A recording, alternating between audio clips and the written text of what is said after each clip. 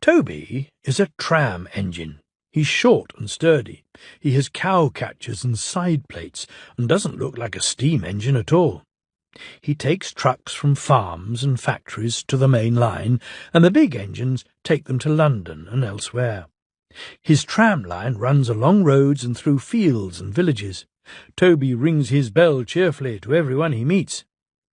He has a coach called Henrietta, who has seen better days. She complains because she has few passengers. Toby is attached to Henrietta and always takes her with him. She might be useful one day, he says. It's not fair at all, grumbles Henrietta, as the buses roar past full of passengers. She remembers that she used to be full, and 9 trucks would rattle behind her. Now there are only 3 or 4, for the farms and factories send their goods mostly by lorry. Toby is always careful on the road. The cars, buses and lorries often have accidents.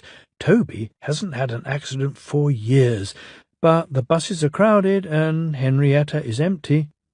I can't understand it, says Toby, the tram engine.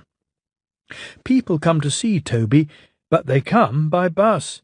They stare at him. Isn't he quaint, they say, and laugh. They make him so cross. One day a car stopped close by, and a little boy jumped out. "Come on, Bridget," he called to his sister, and together they ran across to Toby. 2 ladies and a stout gentleman followed. The gentleman looked important, but nice.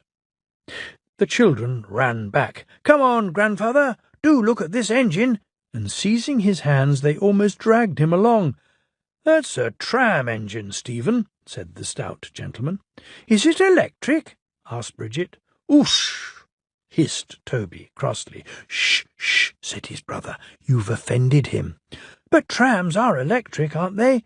"They are mostly," the stout gentleman answered, "but this is a steam tram." "May we go in it, grandfather, please?" The guard had begun to blow his whistle. "Stop!" said the stout gentleman, and raised his hand.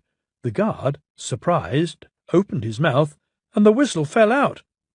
While he was picking it up, they all scrambled into Henrietta. "Hip, hip, hooray!" chanted Henrietta, and she rattled happily behind. Toby did not sing. "Electric indeed, electric indeed," he snorted. He was very hurt. The stout gentleman and his family got out at the junction, but waited for Toby to take them back to their car. "What is your name?" asked the stout gentleman. "Toby, sir." "Thank you, Toby, for a very nice ride." "Thank you, sir," said Toby politely. He felt better now. This gentleman, he thought, is a gentleman who knows how to speak to engines. The children came every day for a fortnight. Sometimes they rode with the guard, sometimes in empty trucks, and on the last day of all, the driver invited them into his cab. All were sorry when they had to go away. Stephen and Bridget said, "Thank you," to Toby, his driver, his fireman, and the guard. The stout gentleman gave them all a present. "Beep, beep, beep, beep," whistled Toby. "Come again soon." We will," called the children, and they waved till Toby was out of sight. The months passed. Toby had few trucks and fewer passengers. "Our last day, Toby," said his driver sadly one morning. "The manager says we must close tomorrow." That day Henrietta had more passengers than she could manage. They rode in the trucks and crowded in the brake van, and the guard hadn't enough tickets to go round. The passengers joked and sang, but Toby and his driver wished they wouldn't. "Goodbye, Toby," said the passengers afterwards. "We are sorry your line is closing down." "So am I," said Toby sadly. The last passenger left the station, and Toby puffed slowly to his shed. "Nobody wants me," he thought, and went unhappily to sleep. Next morning the shed was flung open, and he woke with a start to see his fireman dancing a jig outside.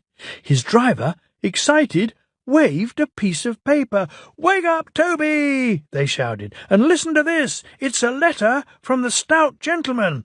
Toby listened and— But I mustn't tell you any more, or I should spoil the next story.